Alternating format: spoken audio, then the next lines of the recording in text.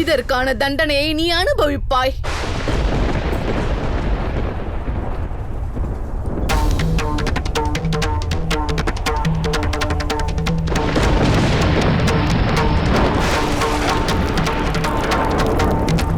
நான் பிருகுவின் மனைவி காவியா மாதா உனக்கு சாபம் அளிக்கிறேன். இன்றிலிருந்து இந்த உலகத்தில் எந்த தாயும் தந்தையும் தன்னுடைய பிள்ளைக்கு உன்னுடைய பெயரை வைக்கவே மாட்டார்கள்.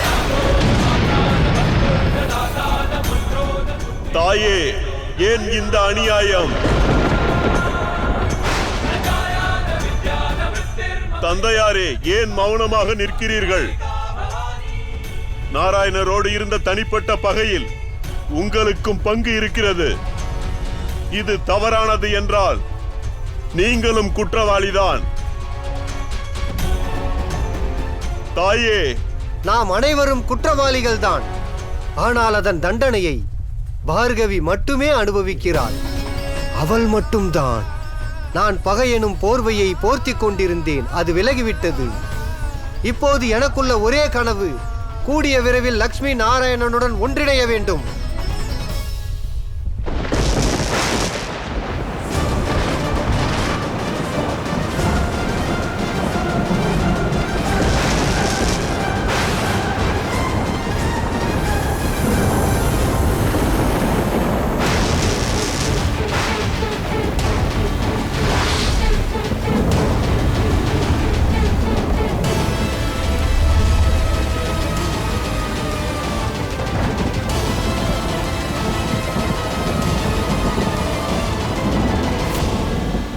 மன்னிக்க வேண்டும் பிரபு. நான் முயற்சி செய்தேன், ஆனால் அவர் தாக்குதலுக்கு முன் என்னால் ஒன்றும் செய்ய முடியவில்லை. பூமியை என்னால் காக்க முடியவில்லை.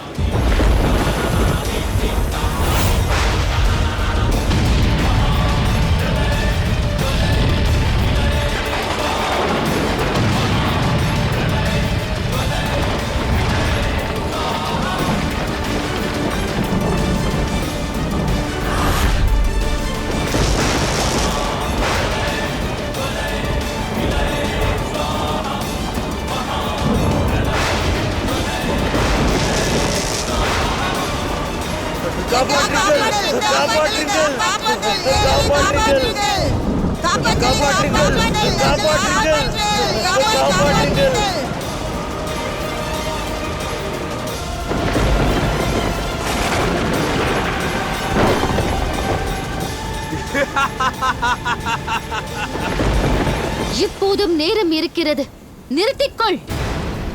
இல்லையேல் உனக்கு மன்னிப்பும் கிடைக்காது, திருந்த ஒரு சந்தர்ப்பமும் கிடைக்காது.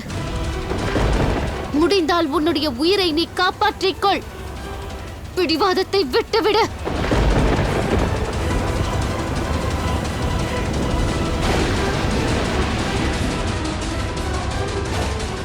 தேவி லக்ஷ்மி, தேவி லக்ஷ்மி, தேவி லக்ஷ்மி!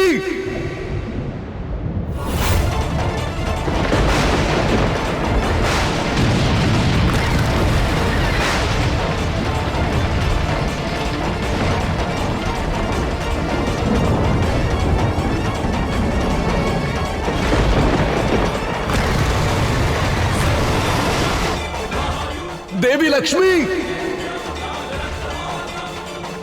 देवी लक्ष्मी!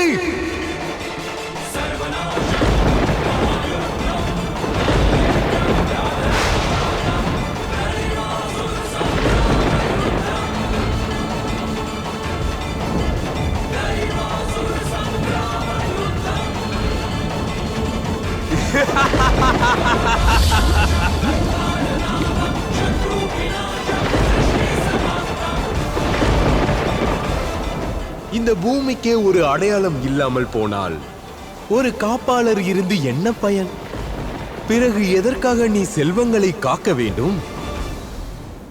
இந்த கடலுக்குள் சென்று விட்ட பூமிக்கு காற்று கிடைக்கப் போவதில்லை. அங்கிருக்கும் உயிரினங்கள் அனைத்துமே அழிந்து போக தொடங்கும்.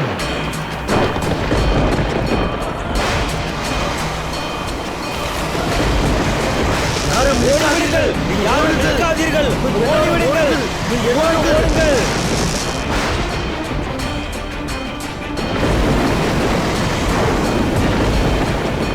அப்போது நான் உருவாக்குவேன் ஒரு புதிய உலகத்தை. அந்த உலகத்தின் நாராயணராக இருப்பான் இரண்யான்.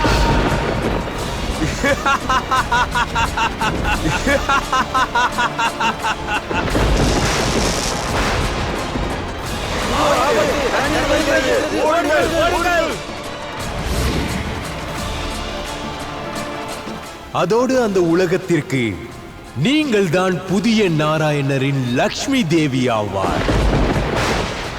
எனது மனைவியாகி என்னுடைய அனைத்து செயல்களுக்கும் துணை புரிவார்.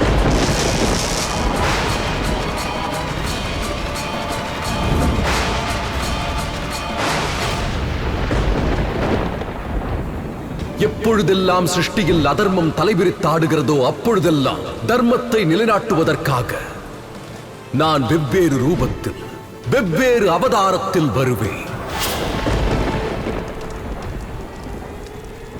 தேவி லக்ஷ்மி, தேவி லக்ஷ்மி! அசுரராஜன் இரணியாக் வாழ்க! அசுரராஜன் இரணியாக் வாழ்க! அசுரராஜன் இரணியாக் வாழ்க! அசுரராஜன் இரணியாக் வாழ்க! அது ஒரு தருணம் இருந்தது. அப்போது நீங்கள் அசுரர்களை அழிப்பதற்காகவே வந்தீர்கள். நான் அசுரர்களிடமிருந்து அவர்களது சமிருத்தியை பறிக்க வந்திருக்கிறேன். அதோடு இன்றைய நாளை பாருங்கள். இன்று நீங்கள் எங்களை ஏற்றுக்கொள்ள வந்திருக்கிறீர்கள்.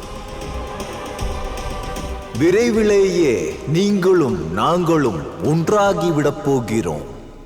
ஒரே குறியை வைத்து 2 இலக்குகளை அடைந்திருக்கிறேன். அந்த நாராயணர் பூமியை தேடி கண்டுபிடித்து அவர் காப்பாற்றுவதற்குள் நாங்கள் விவாகம் செய்து கொள்வோம். இவ்வாறு செய்வதால் நாராயணரால் பூமியையும் காப்பாற்ற இயலாது, அவரின் லக்ஷ்மியையும் காப்பாற்ற இயலாது.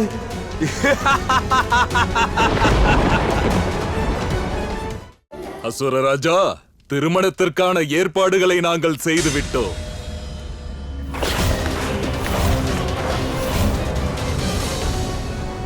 விவாகத்திற்கல்ல, இங்கு உங்கள் சர்வநாசத்திற்கான ஏற்பாடுகள் நடக்கின்றது. நாராயணர் தன் லக்ஷ்மியை காப்பாற்றி விடுவார். ஆனால் உன்னை யார் காப்பாற்ற வருவார்? சர்வநாசமா? எவ்வாறு நடக்கும் எனது சர்வநாசம்? ஒரு புறம் அந்த பூமியை தேடி அதை காக்கும் கடமை இருக்கிறது. தேவி லக்ஷ்மி! இன்னொரு புறம் உன்னை தேடி கண்டுபிடித்து முக்தி கொடுக்க வேண்டிய கர்மா. அது மட்டுமில்லை தேவி, ஒரே நேரத்தில் 2 கடமைகளை எவ்வாறு செய்ய போகிறார் நாராயணர்? நாராயணரே, ஒரு பக்கம் உலக மக்கள் ஆபத்தில் இருக்கிறார்கள், இன்னொரு புறம் மகாலட்சுமி ஆபத்தில் இருக்கிறார்கள். பிரபு, இந்த பிரச்சனையை எவ்வாறு தீர்க்கப் போகிறீர்கள்?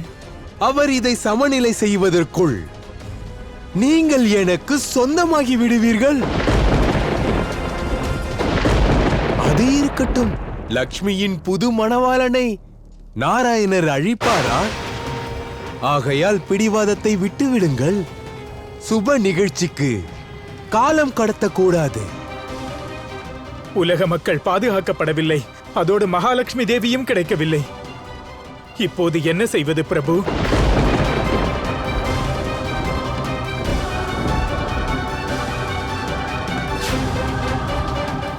மனிதனுடைய வாழ்க்கை விசித்திரமானது. அதேபோல் விசித்திரமாக இருக்கும் அவனுடைய குணங்கள். எப்பொழுதெல்லாம் வாழ்க்கையில் வருத்தம் வருகிறதோ அப்போதெல்லாம் அவன் வருத்தப்படுவான். எப்போது அவனுக்கு சந்தோஷம் கிடைக்கிறதோ அப்போது அவன் வாழ்க்கை மலர்ந்து விடுகிறது. ஆகையால் கண்டிப்பாக உங்கள் விதியை தெரிந்து கொள்ளுங்கள். ஜன்மம், மரணம், சுகம் மற்றும் துக்கம் அது வந்து போய்க் கொண்டிருக்கும். ஆனால் உங்களது விதி ஒன்றாகத்தான் இருக்க வேண்டும். கர்மா.